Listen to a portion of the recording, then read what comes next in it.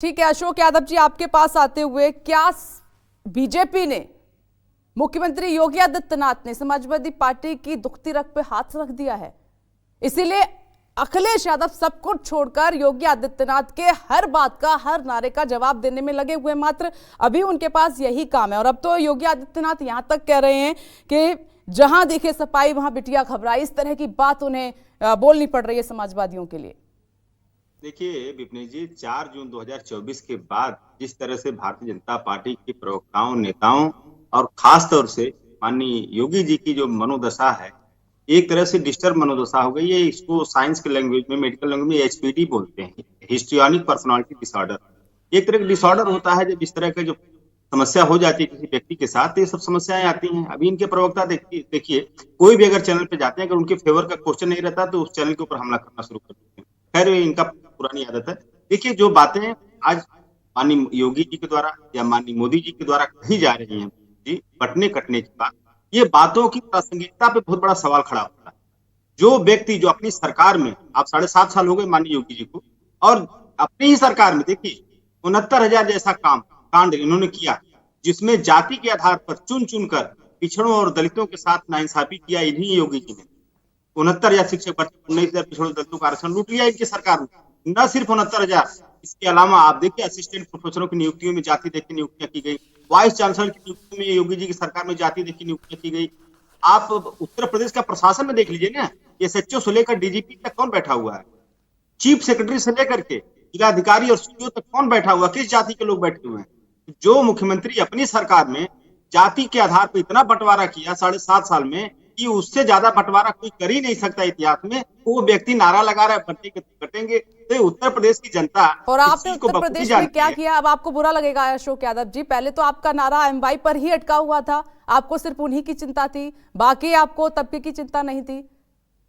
देखिए, बिल्कुल हम लोगों को कोई सवाल पूरा नहीं लगता है, क्योंकि हम लोग सुबह शाम तक यही चलते, हम लोगों को कोई सवाल पूरा नहीं लगता है। आपने एमवाई की बात किया ना, हमारा एमवाई जो विपक्ष के लोगों का कहा हुआ नारा है, हमारा पीडीए का नारा। जब समाजवादी पार्टी का स्थापना हुआ, नेताजी ने तब से लेकर के पीडीए का नारा तब लेकर आए आप अशोक यादव जी, जब आपको लगा कि एमवाई से अब काम नहीं चलने वाला है, तब आप पीडीए का फॉर्मूला लेके आए हैं।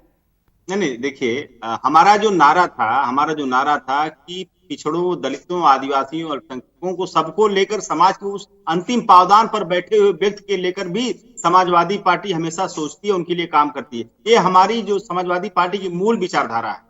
अब उसको नारे के शक्ल में हमारे राष्ट्रीय अध्यक्ष जी ने 2024 लोकसभा चुनाव के पहले उसको एक नारे की शक्ल दिया, और जिसका प्रतिफल रहा कि हमारे लोग जो बटे हुए थे, इसके लगातार कट रहे थे। अब देखिए, मोदी की सरकार 2 टर्म की है, आप पिछड़े दलित जब बटे थे तो लगातार लेटरल एंट्री के माध्यम से कटे थे।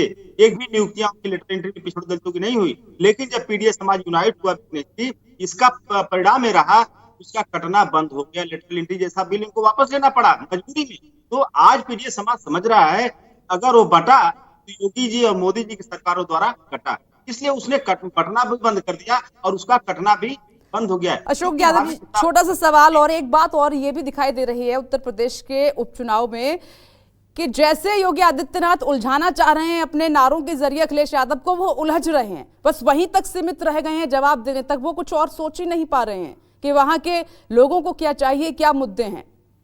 देखिए, थोड़ा सा मैं इसके पीछे जाऊंगा। हम उनके नारे में उलझ रहे हैं या वो हमारी गुगली में उलझ रहे हैं?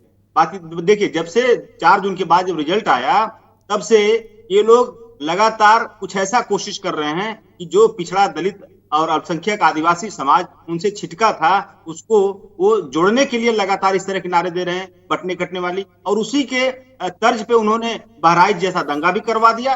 तो हमारी जो थीम है, विचारधारा है पीडीए की, जहां दिखे सपाई वहां बिटिया घबराई, इसका मतलब आप समझ रहे हैं अशोक यादव जी, सीएम ने क्या क्या कहने की कोशिश की है?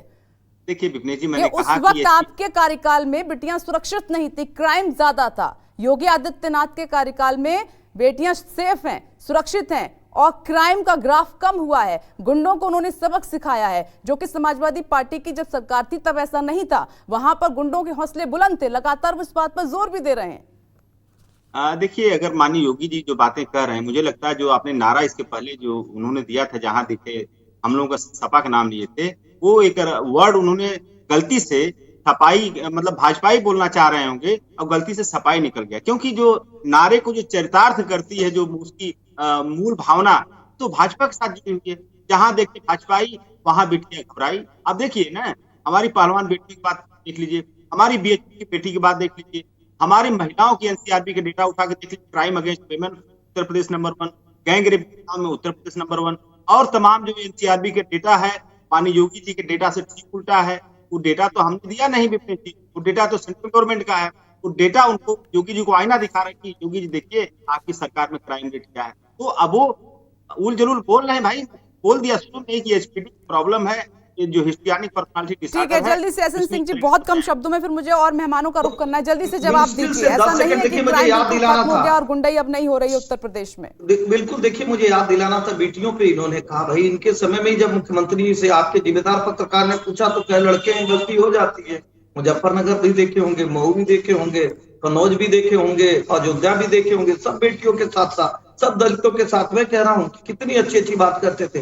भारत माता को डायन कहने वाले जब किसी एक अभिनेत्री के पेंटी को बताते हैं कि किस कलर की पेंटी पहनी है, तो सब लोगों ने समाजवादी पार्टी के सुंदर चरित्र को कहा। और बंटवारे की बात कहे 10 सेकंड में, कहते हो बंटवारे देखिए कैसे कहे, केवल रामचरितमानस की पुस्तक जलाएंगे, हिंदुओं को हिंसक कहेंगे, हिंदुओं को आतंकवादी कहेंगे, हवा में उठ गए जय श्री राम का नारा लगाएंगे, कहेंगे कि वो मठ और माफिया तो एक होते हैं। तो बंटवारे का काम कौन करता है? बाबा साहब नहीं, एसएन सिंह जी, जो बेटियों के पे अत्याचार कौन करता है? माधवी जी पे अत्याचार कौन करता है? कार्यकाल में हुए हैं, उनको तो आप नकार नहीं सकते। मैं आती हूँ विनोद।